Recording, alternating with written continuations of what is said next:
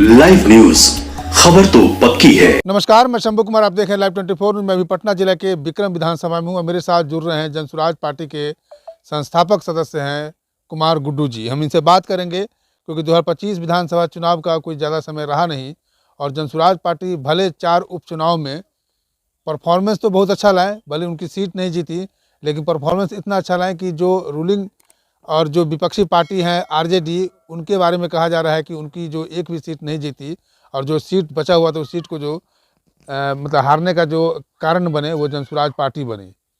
एक सीट पर ऐसा था कि इन्होंने बहुत अच्छा परफॉर्मेंस लाया, जिस टाइम इनकी पार्टी की बॉर्न हुआ उस हिसाब से देखा जाए तो बहुत ही अच्छा परफॉर्मेंस लोग कह रहे हैं। हालांकि जो जनसुराज पार्टी के संस्थापक हैं पीके प्रशांत किशोर, उन्होंने पहले दावा कर रहे थे कि मैं कुछ ना कुछ सीट लेकर के आऊँगा ही, लेकिन राजनीति में अटकलें ही लगाए जाते हैं, अटकलें पर ही लोग राजनीति करते हैं। हम बात करें, सर स्वागत है मेरे चैनल में। सर जी, आपके दर्शकों को और आपको बहुत बहुत मेरा प्रेम, आशीर्वाद और मेरा स्नेह। चलिए सर, मैं आपको सवाल मैं विक्रम से ही करता हूं, तब मैं ओवरऑल बिहार पे जाऊंगा, पटना में जाऊंगा या बिहार की राजनीति पे जाऊंगा। विक्रम विधानसभा में आप भी जनसुराज पार्टी के संस्थापक सदस्य हैं, कहीं ना कहीं राजनीति में तो आपकी भी दावेदारी होगी और लोग अटकलें लगा रहे हैं कि आपकी भी दावेदारी है कि जनसुराज पार्टी से यहाँ टिकट लेंगे 2025 में। एक हैं राजनीति नेता अनिल कुमार हैं और सिद्धार्थ हैं, पार्टी की टिकट की दावेदारी करते हुए कोई बीजेपी में चले गए, कोई कांग्रेस में चले गए। आप इस बात को कैसे स्पष्ट कर रहे हैं? आप अपनी दावेदारी कैसे स्पष्ट करेंगे? देखिए, समय काल और परिस्थितियों के हिसाब से पार्टियों का निर्णय और जनता का निर्णय बदलते रहता है। कोई भी अपना टिकट को टेकन फॉर ग्रांटेड नहीं समझे। हर एक दल में अपनी अपनी उसकी ज़रूरतें होती हैं। अभी देख लीजिए, विक्रम में एक अनूठा उपमा आपको बता देता हूं जो कल घटना घटी है। कल सीपी ठाकुर जी का परसों जन्मदिन था।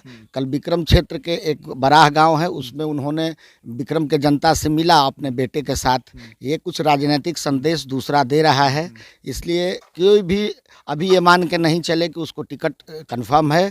मैं भी अपने पार्टी से टिकट मांग रहा हूं, मैं दावेदार हूं, मगर कोई ज़रूरी नहीं कि मुझे पार्टी टिकट देगी। और अगर पार्टी आदेशित करेगी तो मैं भी चुनाव लड़ूंगा। जनता के बीच में प्रतिदिन घूमता हूं, लोगों के सुख दुख में शामिल रहता हूं और मेरा भी विक्रम को उन्नत विक्रम बनाने और उन्नत बिहार बनाने के परिकल्पना में मेरा भी सोच है और मैं उसके लिए सदैव अग्रसर बढ़ रहा हूँ आगे। चलिए, दूसरा सवाल ये होगा कि आप विक्रम में, आपने बताया कि मैं भी पूरे क्षेत्र में घूमता हूँ, सभी लोग के सुख दुख में शामिल रहता हूँ। जिस तरह से 4 उपचुनाव का जो परफॉर्मेंस है उस हिसाब से विक्रम की जनता क्या परिवर्तन चाहती है क्या? देखिए, मैं जहाँ तक घूम रहा हूँ 1-1.5 साल से, लोग 2 पार्टियों के सिस्टम से बहुत उबे हुए हैं। विकल्पहीनता के अभाव में लोगों को ट्रस्ट अगले आदमी पे कुछ वक्त बिताने के बाद आता है। जनसुराज अभी अभी पार्टी बनी है, लोगों से उनके कार्यकर्ता मिल रहे हैं, लोग धीरे धीरे उनका अपना प्रेम पा रहे हैं, लोगों का विश्वास बढ़ रहा है। बहुत ही जल्द हम लोग एक बहुत ऊंचे मुकाम पे रहेंगे, जो बिहार की जनता हम लोगों को अपने उन्नत भविष्य के लिए हम लोगों को ज़रूर आगे बढ़ाएगी।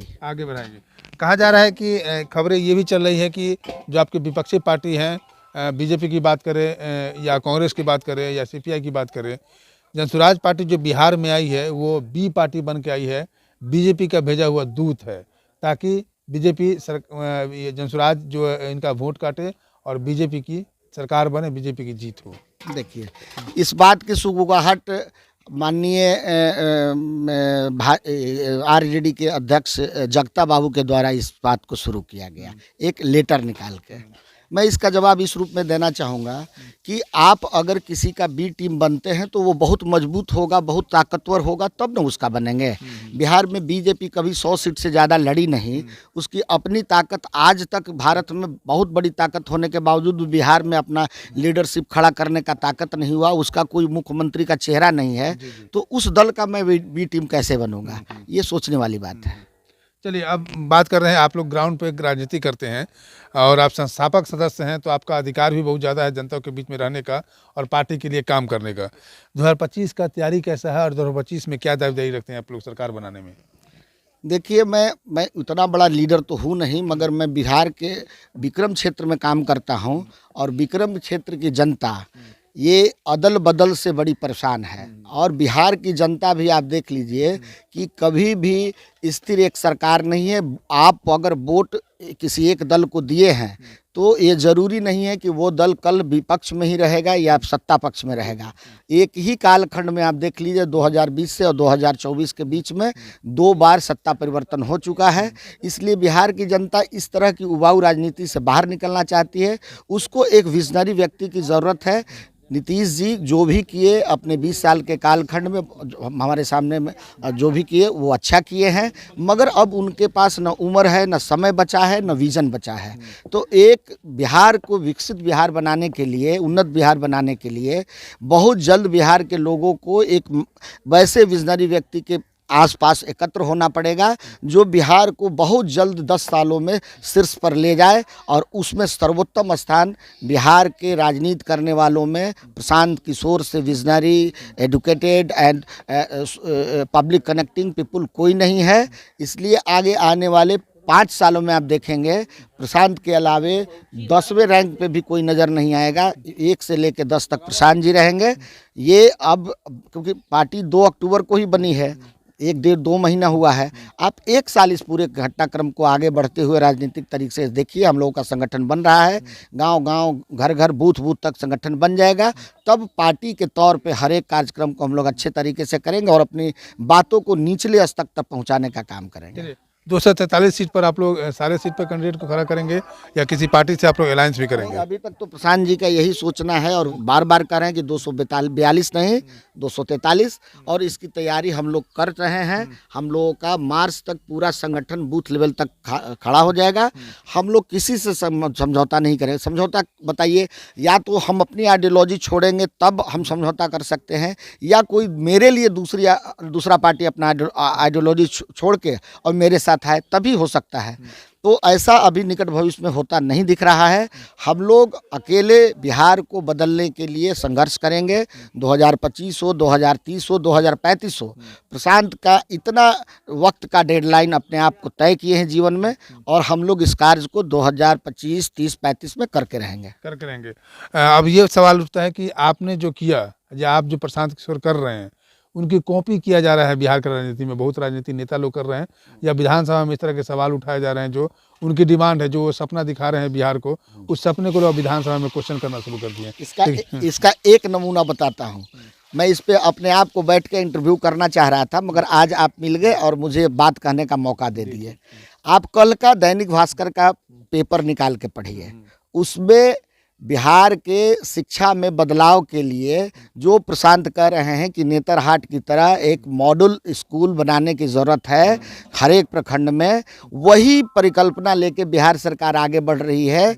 और वो कह रहे हैं कि जिला स्तर पे इसका पहले पायलट योजना तैयार किया जाएगा, जिसमें स्मार्ट क्लासेज से लेके कंप्यूटर क्लासेज से लेके उन्नत सारी व्यवस्थाएं रहेंगी शिक्षा की।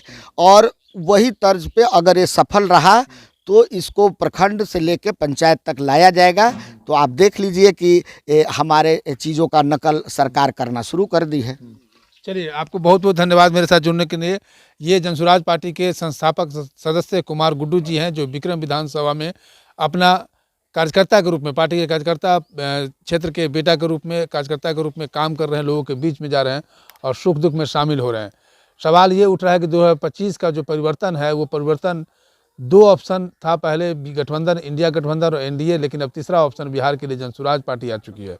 4 विधानसभा उपचुनाव हो चुका है। 4 विधानसभा उपचुनाव में जो जनसुराज को जो परसेंटेज वोट मिला, उस हिसाब से 2 अक्टूबर की से हम जोड़े तो 2 अक्टूबर के हिसाब से बहुत अच्छा परफॉर्मेंस कहा जा सकता है, इसमें कोई दो राय नहीं है।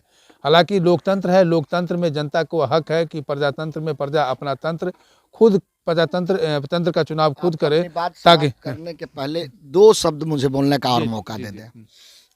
मैं एक फिगर दे देता हूं और उससे आप बढ़िया से स्पष्टता से आप भी समझ जाएंगे और बिहार की जनता भी समझ जाएगी कि राजनीतिक दलों का उत्थान किस तरह से हुआ है। 1980 में भाजपा की पार्टी बनी, 1985 का चुनाव भाजपा लड़ा। उस चुनाव में भाजपा, उस समय बिहार एकीकृत बिहार था, बिहार झारखंड, उसमें 324 सीट हुआ करते थे। उसमें बहुत हिम्मत करके भाजपा ने 274 सीटों पे चुनाव लड़ा। उसमें लगभग 180 से ऊपर सीटों पे उनका जमानत जब्त हो गया। 14 सीटें भाजपा उस चुनाव में जीत पाई, जिसमें 10 सीटें झारखंड में जो भी वर्तमान है उसमें, और जो 243 बिहार की जो विधानसभा है उसमें सिर्फ 4 सीटें भाजपा जीत पाई, और उनको टोटल वोट परसेंट आया 7%। एक उपमा ही जान लीजिए, हमको ये 4 विधानसभा के उपचुनाव में 10% टोटल वोट आया है। और अब इसको तुलनात्मक आप अध्ययन कर लें। दूसरा, 1993 में समता पार्टी का गठन हुआ और 95 में वो पार्टी चुनाव लड़ी। वो चुनाव लड़ी लगभग 200 सीटों पे, और उनमें लगभग 150 सीटों पे उनका जमानत जब्त हो गया। 7 सीटें वो जीत पाए और उनका परसेंटेज 5% था। तो आप समझ लीजिए कि हम लोग कहाँ स्थिति में हैं। मतलब कि आंकड़े के हिसाब से आप दिखा रहे हैं कि हम आ रहे हैं सरकार में। देखिए, इन्होंने साफ साफ कह दिया, जिस तरह से समता पार्टी का उदाहरण दिया, जिस तरह से बीजेपी का उदाहरण दिया, जो 85 में बनी, और कब इलेक्शन लड़ा वो 80 में लड़ी, 80 में पार्टी बना, 85 में चुनाव लड़ी, 80 में पार्टी बना, 85 में चुनाव लड़े, तो उसमें भी समता पार्टी बनी, 93 की बात कर रहे हैं। तो इनके बीजेपी और समता पार्टी का जिस तरह से उदाहरण दे रहे हैं और परसेंटेज की बात करें तो दोनों पार्टी के परसेंटेज से इनकी परसेंटेज ज़्यादा है।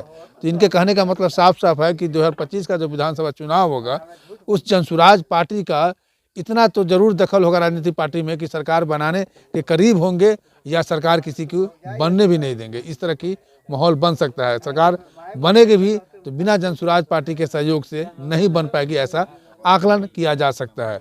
या जो जनसुराज का जो आइडियोलॉजी है, जनसुराज जो सोच रहा है, जनसुराज जो कह रही है कि न हम बीजेपी के साथ जाएंगे, न कांग्रेस के साथ जाएंगे, न आरजेडी के साथ जाएंगे, तब तो कुछ और मामला बन सकता है, या तो राष्ट्रपति शासन लागू हो जाएगा। लेकिन राजनीति है, यहाँ पर बिहार और यूपी में जो वोटिंग होता है वो जाति के आधार पर लोग ज़्यादा वोट करते हैं, विकास के नाम पर कम।